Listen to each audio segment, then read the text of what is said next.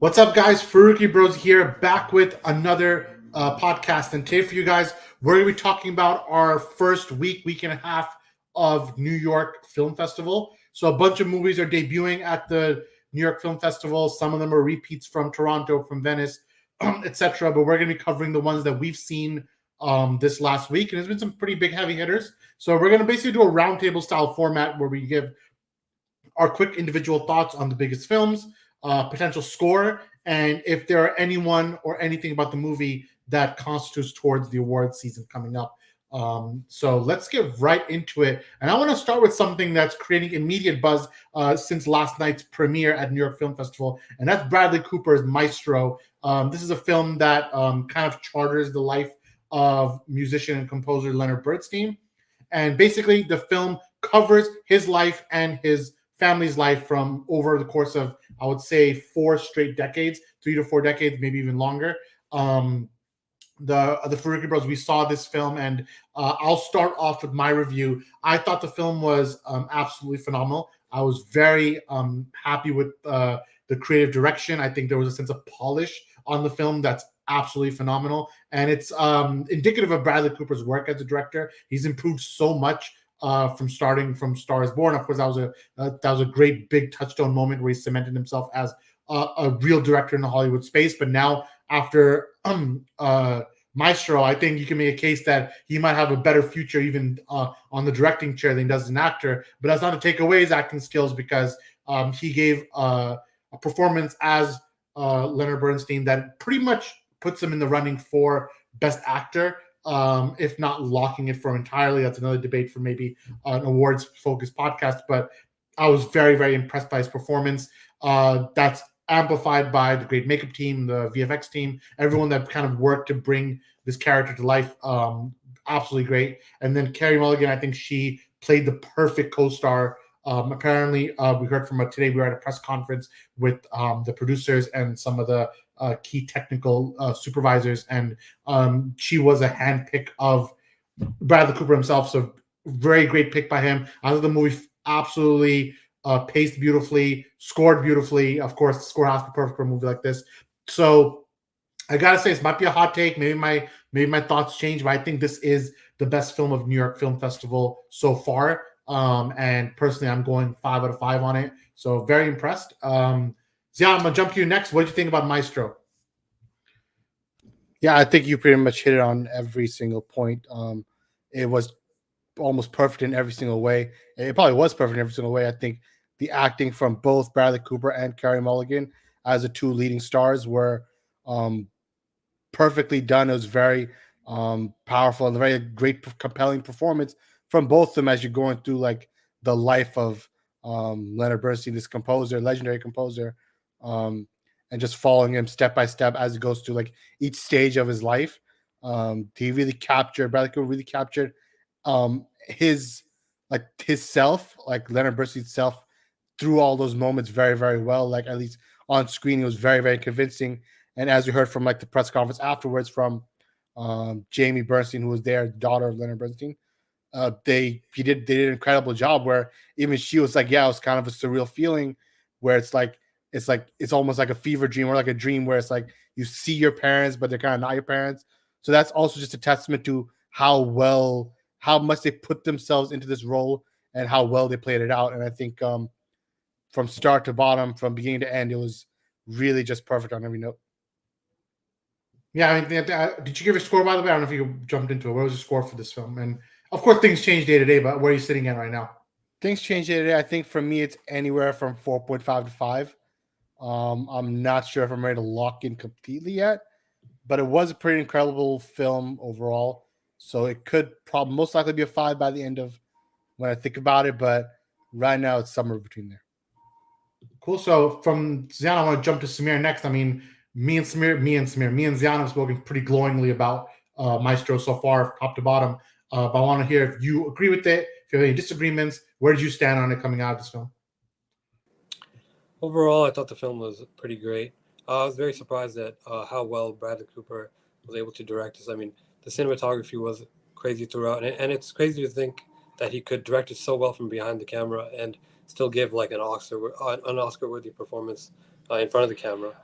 And of course, Carey Mulligan was also amazing right next to him. The thing about the movie is that I felt like it really shined through the musical aspects of the film, and it kind of dulled down a little bit when it was focusing on the relationship a lot of the time. I think they played it kind of safe with that too.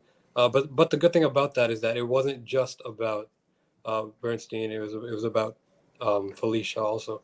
So it kind of mixed up how people usually do biopics, focusing on the main guy, but I think it was very nuanced in that way. Yeah, and where are you sitting on it from a score perspective? I think for now I have it at a 4.5 out of 5, but I think it was a 4 to 4.5. So a little lower than you two, but I do think it was great still. Fair enough. Yeah. So far, I think a lot of from at least the Farooqi Bros perspective, this is one of the films to beat coming up for the award season, and we'll definitely be talking about it more often as we close out the second half of the year. But let's see how it goes. Let's move on from one big Oscar contender to another one because I want to jump to Poor Things, and particularly Emma Stone's brilliant performance as Bella Baxter. And I want to start again. I'm gonna roundtable back to myself, and I'll give my review of the film first. I thought Poor Things was quite an interesting movie. I think that obviously it's an adaptation of a book. A lot of people consider this book, after a little bit of research, as one of the books that's almost impossible to adapt fully on screen because it's a very controversial subject material. It's hard to translate a lot of what the words are to the screen. But if you want a director who's going to go for the fences, you had one for this movie, which is why it's a big candidate for Best Director. But I think my personal feelings about the movie is that very ambitious, very interesting, very hyper focused on the core themes that it wants to present. But I think the true winner, the true golden child of this film, as I say, is going to be Emma Stone. You know, she's already has an Oscar for La La Land, but I think she might just back it up and get another one for this one because I'm looking at the fields of this year. I don't know who's going to have a resume as strong as her from her work just on Poor Things. I personally think she's locked her next Oscar with this one. I think top to bottom, what she's had to work with from a script level, from a screenplay level in particular, was very demanding, extremely demanding. I feel like she gave her all to that role. And by the end of it, I was, while my feelings in the film are up and down the more I think about it, overall, I'm extremely impressed by what Emma Stone particularly carved out for herself. So for me, I'm still on the fence about my score. At the moment, I'm sticking with the 4 out of 5 for Poor Things. In terms of Oscar potential, I do think there's a couple of things coming up. There's a couple of categories where this film has its strengths, but it's not without its weaknesses as well. But for me, if I think about this film, I immediately think about Emma Stone. I think about how great of a job she did. But those are my thoughts. Zion, what about you? Agree, disagree? What were your thoughts on Poor Things? Yeah, again, like the Maestro, I pretty much agree with most of your points. I think Emma Stone really, really stole the show. Like she took the role and just went completely crazy with it, like in a good way, obviously. And just really embraced the character and gave this like eccentric, nuanced performance as you see this character go along this movie. And I think a lot of credit as well to the director Yorgos Lanthimos. He did a very great job as well. There's an adaptation of, I guess, an obscure novel or story, and it's an interesting film. I don't think it's a film for like wide audiences. It wasn't really created for that. But the vision he had for this film and what he put forward, whether it's through the production design, through the costumes, or even bringing out these performances from his cast, he really did put out a very interesting film that keeps you engaged, mostly engaged throughout the whole movie. And not even just her. I think she's obviously like shooing for nomination at the least for Best Actress, and most likely they'll win. I mean, I'm not sure who else can really challenge that at this point, and what other movies are coming out now that has a Best Actress that could even compete with what she did in this movie. But even other characters like Mark Ruffalo, stuff like that, where I wasn't really expecting much out of the performance, but he was an entertaining part of the movie as well, and he was kind of funny with his like chemistry between himself and Emma Stone's character. So all those things, I think, really worked for the film. And I think, like Shiraz said, for me personally, also, some things landed and some things didn't. I think it was somewhat overindulgence in some areas, and then not as much of like not enough time spent on certain other themes. So I think in that regard, it does drop it a little bit to score for me. But I think I would also end up with around 4 out of 5. So it is interesting movie. Some people might love it. Some people be like, yeah, this is not for me. But I think go and see it and you'll find out like if this is your movie. Yeah, it's interesting because you used the word overindulgence, because that's what I wrote in my tweet when I was kind of formulating my first thoughts on Poor Things, and I called it overindulgent, off-putting, overbearing, albeit intentionally. And that's interesting to think about. Like a lot of these, yes, it's very much an overdoing of a lot of these themes, but when you take it at face value that this is done intentionally, then it gives it a certain bit of more nuance. But that doesn't mean it's everyone's cup of tea. So some people might just not like it. Samir, are you one of those people? Did you like it or not like it? I thought it was great. I thought it was very interesting. Just by the way it's shot, it is very unique. I don't think I've seen any movie shot quite as obscurely or uniquely as this one.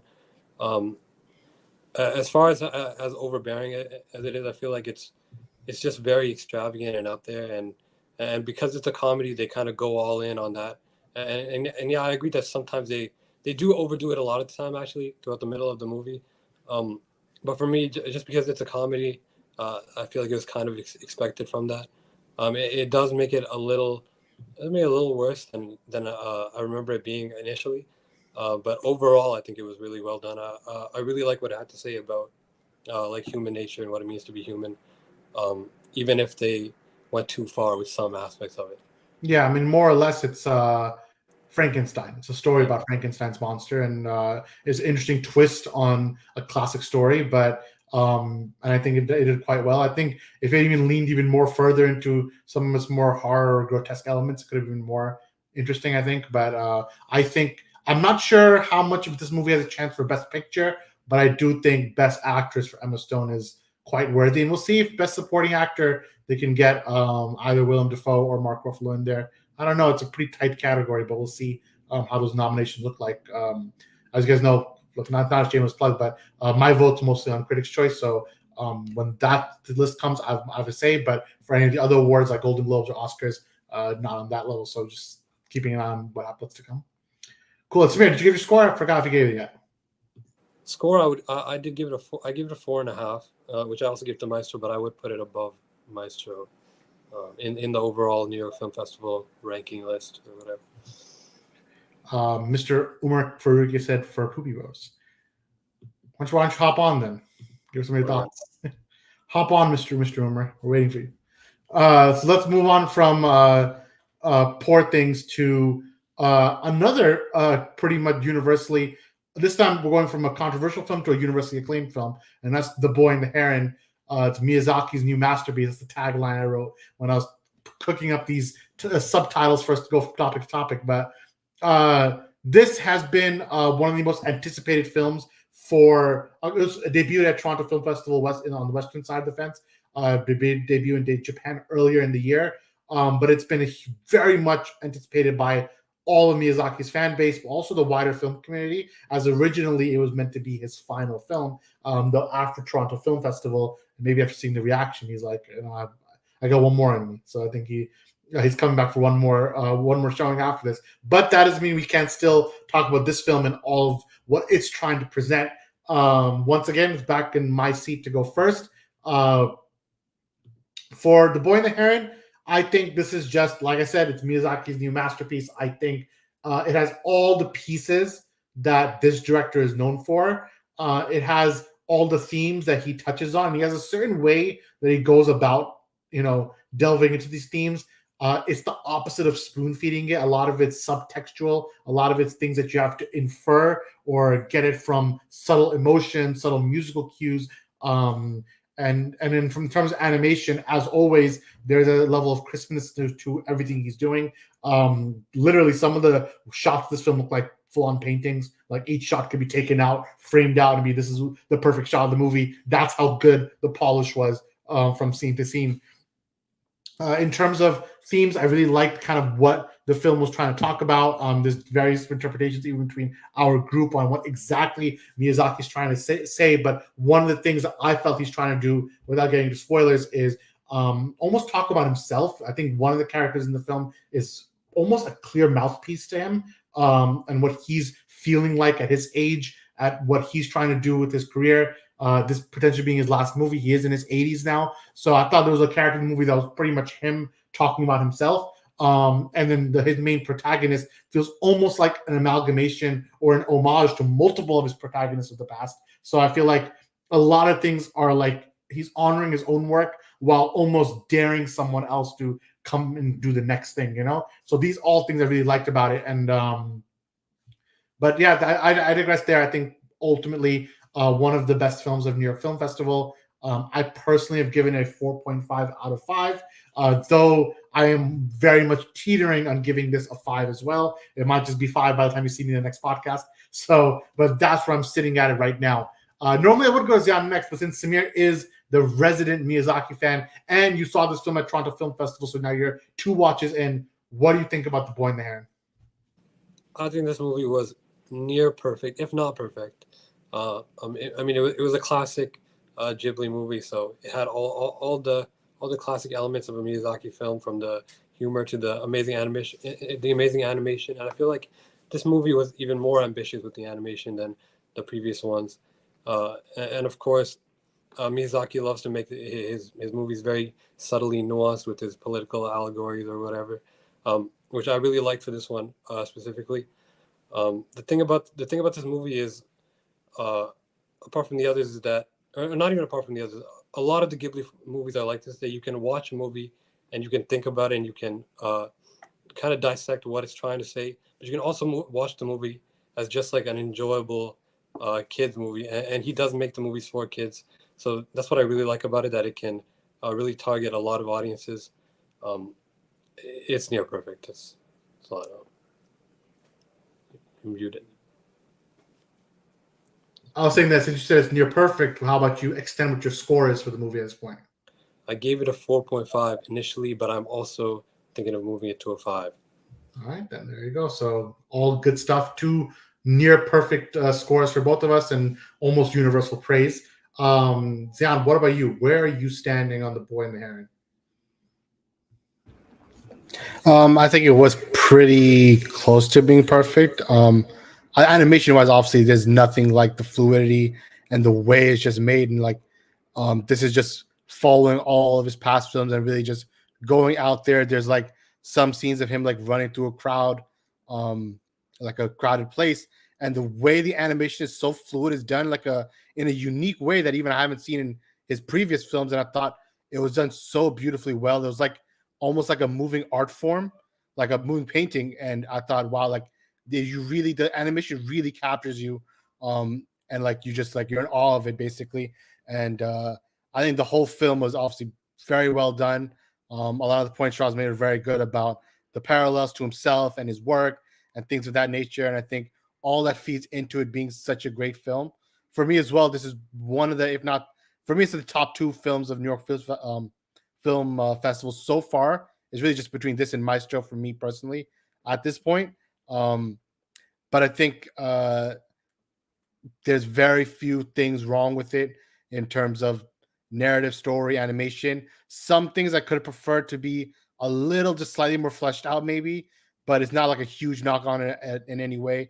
And I think overall it was a very, very engaging, and there was also a lot of great emotion as well in the film. And I think it captured all those things perfectly through the animation and through the story itself. And for me, I think I would land score wise at 4.5, because just some moments I narratively I wished they were just fleshed out a little bit more. But that's just me personally. I think really it's just me, can be kind of nitpicky in that way, but it was near almost perfect movie. So, man, I want to stay a few more minutes on Boy and the Heron because all of us gave it 4.5. But Zion actually gave a reason why it's 4.5, but you and me just didn't get a reason for it. So let's put our own feet to the fire right now. What's the 0.5 off for, in your opinion? When I initially watched the movie, I thought it was a little bit hard to understand towards the middle of the movie. I feel like it was trying to say a lot, but it was unclear what exactly it was trying to get at specifically. So it's sort of difficult to understand. So I gave it a 4.5 after TIFF. But then after New York Film Festival, I feel like it was. I feel like you have to watch the movie multiple times to really appreciate what it's trying to say. So that's why I'm probably just gonna give it a 5.5 by next stream, or if I drop the article or whatever. Yeah, we're waiting for it. But and I'll since I put your feet to Falco Mountain as well, I think the reason I gave it 0.5 down, I'm also on the fence of giving it a 5, by the way. But the reason I did is because I thought the third act of the film could have been just a touch more polished. That Miyazaki is known for. He's known for like impeccable polish. I feel like the final maybe 2 minutes, 3 minutes, like literally, that's how little of the film I felt like could have used a little bit more tightening, or not tightening, rather a little more fleshing out. I think that was the place for me, last 2-3 minutes. But it's so nominal that, to use, I don't remember, I heard one of his old phrases was the 4.99. It's not giving it. Like I feel like at that point, I'll just give it. We'll round up. So I'm considering giving it a 5. But yes, definitely one of the best of New York Film Festival, easily. Cool. So let's move on. For me, I want to hit those top 3, but I feel like that's the one the most Oscar buzz is on. But just because there's Oscar buzz for some movies doesn't mean there's not others worth at least touching on, talking about a little bit. So I want to move next to May, December. And this is Todd Haynes' newest film. Quite an interesting film, I think, honestly. I'm thinking back at it. We watched a lot of movies the last few days, but there was this kind of uncomfortableness in this movie that I remember going through. I mean, it lives in the morally gray, but in a weird way, it also has a lot of humor in it. In fact, if anything, there's a lot of campy humor in it. So it's like a very interesting film where it's constantly keeping you on edge. You don't really know what you're supposed to feel about it from scene to scene. Sometimes you're not sure if this scene is supposed to be funny or if it's supposed to be harrowing or it's supposed to be something else. But I think that's part of the craziness to it, because in essence, this film is dealing with 2 crazy characters, and these characters are played perfectly. I think casted like chef's kiss, perfect casting for Natalie Portman and Julianne Moore. I think they both did fantastic. I think in terms of Oscar chances, I think Natalie Portman might have a chance for a nomination, but the female category is really, really intense for Best Actress. Though Julianne Moore for Best Supporting Actress, I do expect a nomination there personally. But I think overall, pretty good film. Todd Haynes has his trademark style. If you know it, he brings it to this one as well. I think the score is quite haunting. And I got to give a special shout out to Charles Melton. Am I his name right? He played a character in this film that I think, without getting too much spoiler, I think is one of the more tragic and intense characters to witness. So I think, and he coming from his background in television and moving into films and potentially even doing a performance good enough for a Best Supporting Actor nom, I think that's absolutely incredible. So all good stuff. It's not in my top 3 of TIFF. It's not my top 3 of New York Film Festival. It might not be my top 5 when it's all said and done, but I do think it's a film worth talking about. I think it's an interesting movie, and I'm sitting at a 4 right now for it, honestly. Zion, I'm going to you next. What did you think about May, December? I also enjoyed it. I think, I enjoyed it. I think it was. I didn't know what to really expect going in. I didn't watch any trailers. I actually knew nothing about the film, except that there's like hype buzzing around it. And yeah, I think like you said, it touched upon like a pretty serious theme, but like it used its satire and comedy almost to like envelop and present it in a different way, where it's like, yeah, you're feeling this level of uncomfortability, but it's not so overwhelming that you're like, yeah, I can't sit through this movie because of how uncomfortable it is. So I think just from a director standpoint or like the creative standpoint, they did a very good job of presenting the movie in a way where it's like, is this funny? Is this uncomfortable? What is this? And I think the use of the score as well, like the score is a very strong note that keeps playing throughout the movie. And I think that was used so well, both to amplify either a serious moment or a comedic moment.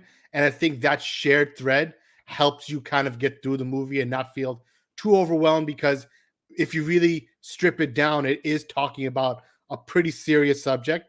And I think, like you said, Charles Melton, if that name correct, He really did a very good job, like giving a very sincere performance of this character who's been through like something traumatic, basically, and it's kind of just like moving through the motions, and all these people around him in his life are reacting a certain way to it, or have reacted a certain way to it.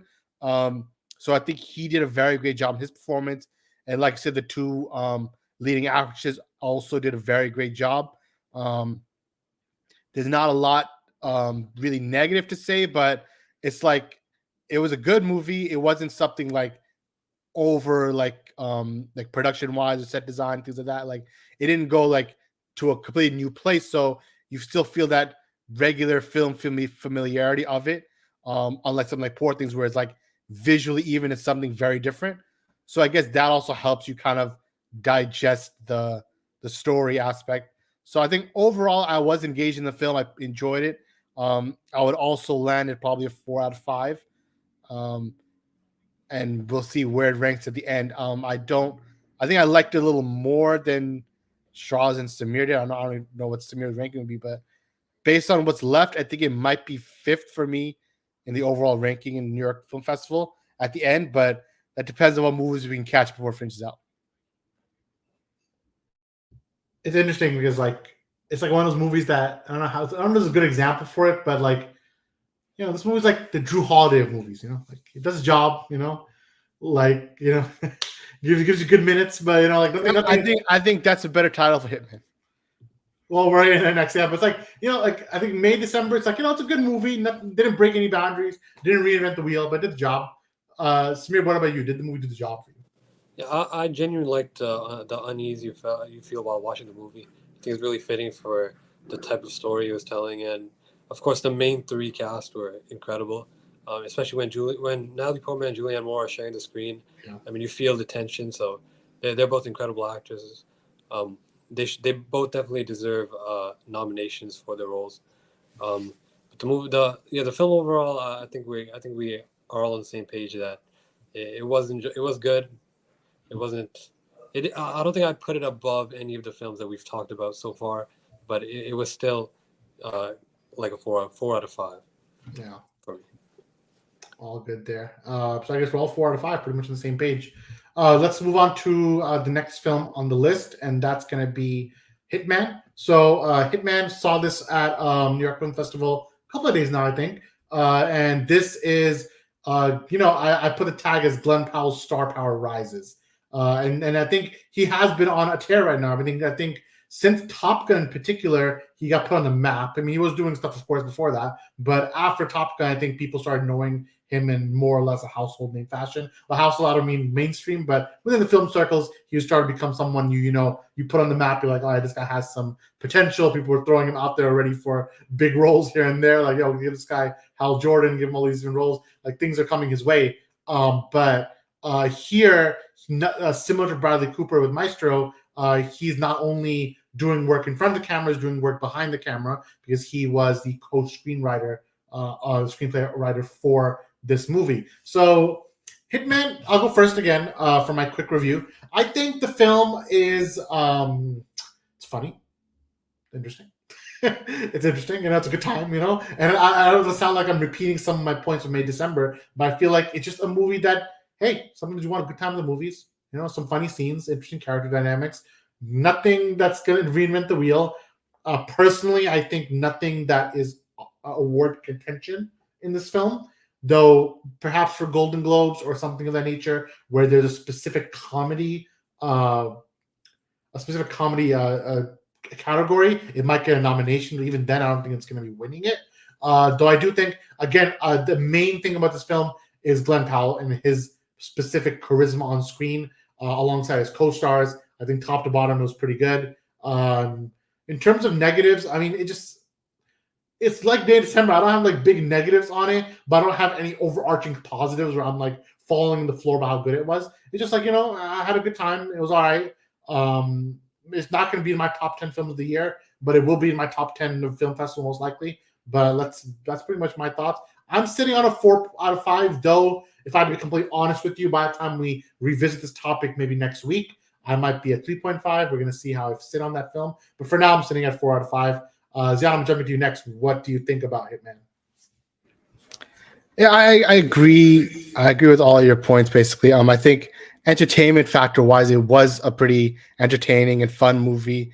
I think it is different from May December in the sense that this is more of like, yeah, fun time at the movies. Where May December narratively was kind of different and unique in that way, where that's not something you really see on film or that's really talked about on film. So I think that kind of separates these two films where you can't really clump them together for that reason. I think this is much more palatable for a very, very wide audience, if not basically like 90% of the audience from like PG 13 up. So for that reason, I think it's going to be received better. I think more people will enjoy it on Netflix, and it'll be like more talking about like, oh yeah, this is a fun movie. You should watch this movie or whatnot. Like you said, I think Glenn Powell's performance really carried the screenplay, carried the script through because he really did just have a very he gave a performance where it's like also when people see the movie they'll really know what it's about, but he plays like a his performance range is very wide in the film, and I think that really serves it well, and I think that really showcases that yeah he is a good actor and coming from Top Gun now having like a leading role here for like a bigger film and having his name attached to the background as well. I think that's all great for him and his career, and it will help him like push him forward as well even more. And I think that's good for him. It's good for the movie. Overall, it was enjoyable. It was fun. A little generic, I guess, but it just had a tinge of uniqueness. Whereas, okay, it keeps you just engaged in the movie. And I think the ending was a little strange for me. I think I'll knock it down for a little bit for that as well. It didn't land with me narratively wise, but overall, I agree with score wise. Right now, I came out of it thinking, yeah, 4 out of 5, definitely not higher than that, at least for me. But like Strauss, I think I might end up just landing at 3.5 when we really think about this movie a little more and just kind of compare it to the rest of the film festival and what this movie said or what this movie brought to the table versus what other movies have brought to the table. So for that reason, I think 3.5 to 4, anywhere between that is like fair. Yeah, fair enough. So, Mary, passing the baton to you next. What do you think about Hitman? Well, seeing it at New York Film Festival was the second time I got to see it since I saw it at TIFF earlier. And just like at TIFF, it was probably one of the most enjoyable movies I've seen. I mean, it was a good time. And I feel like that sort of works against it since from what I understand, it's not even getting a theatrical release, which is kind of a shame since what makes this movie better than it is, I guess, is that the experience of watching it in like a large crowd. I feel like when it goes to Netflix straight, it won't benefit from that.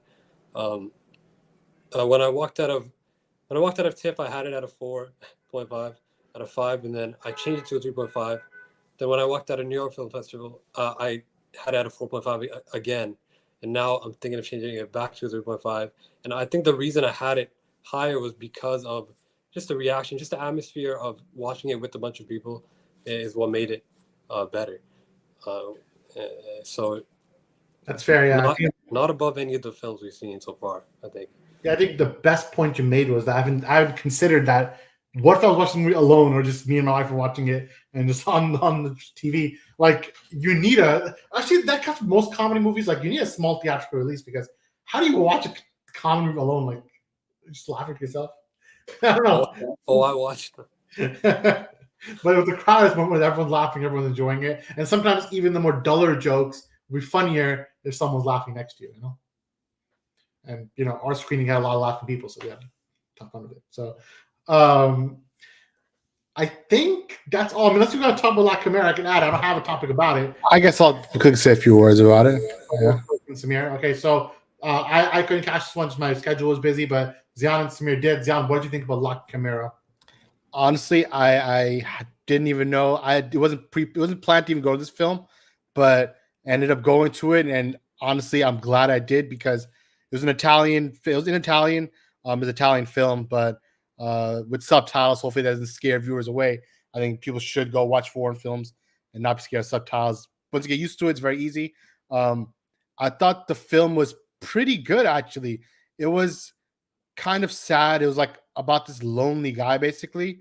So it was a lot of themes of grief, themes of greed, things like, and it's just this guy going through this strange journey or like odyssey, basically, of like doing these immoral things where he's like robbing tombs with his friends, like a grave robber almost. Um, and it goes in a unique place, but you still through the movie see he's struggling and longing for something. I don't want to spoil anything if people want to see it, but like you go through the movie that like he himself internally is like, yeah, he's suffering a little bit too, but then he has this like gift almost of like being able to find these things that like belong to the dead basically, and that's like a big point of the movie. It's like these things like they belong to souls and the significance of the dead and of people of souls and like the soul world basically, and that carries through the whole movie and very profound ending as well.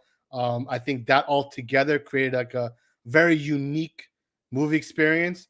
I love the way it was shot was very beautifully done as well, where everything was just like very well shot, very well cinematography wise, like the way the camera angles were and what they were shooting to represent what scene.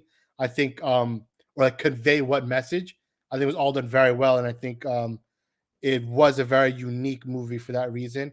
I enjoyed it very much. I know Samir has issues with it. He thought it was a little slow. I did not find that to be an issue for me.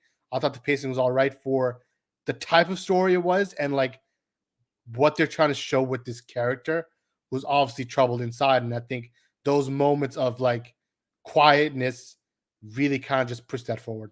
I enjoyed it very much. I gave it a 4 out of 5. It could have been a 4.5 for me, but I think 4 out of 5 is fair for the movie. Samir, Zion said you might disagree. So where was your disagreement? I did think it was a slow burn, but I feel like this movie has aged better every time I've thought about it. It was very nuanced, but I feel like if you don't enjoy the slow paced movie, you could sort of miss it because of just the pacing.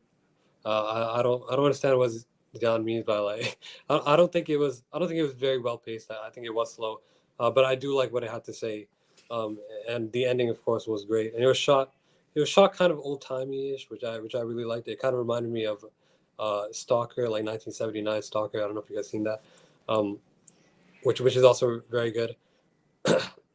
Overall, I think I feel like I like this a little bit more than Maestro. Now that I'm thinking about it, just because of what it had to say, I feel like it had a lot more to say, and it said it in a very interesting way. I did end up giving it a 4 out of 5 though, just four straight. I think you're bumping it up. Maestro down a little You're bit. just saying it's some high praise though. You may bump it up a little bit. Might do it. That's interesting. I think you left your biggest hot take for the end because that's a hot take saying that you like La Camera more than Maestro. And after your guys' high praise, maybe next time I have a chance to catch it, I will. But pretty much that's the big quick roundtable of some of the movies we've seen at New York Festival so far. This is something that's been covered in multiple parts. So as we cover more of the festival this coming week, expect more thoughts from the Farooqi Bros. Let us know in the comments below if you have any thoughts on any of these movies, if you're excited for them coming up. A lot of them are getting release dates in the coming weeks and months. So definitely want to hear your thoughts on which ones you're most excited for. From myself, from Zion, and from Samir, we're the Farooqi Bros. And we'll see you next time.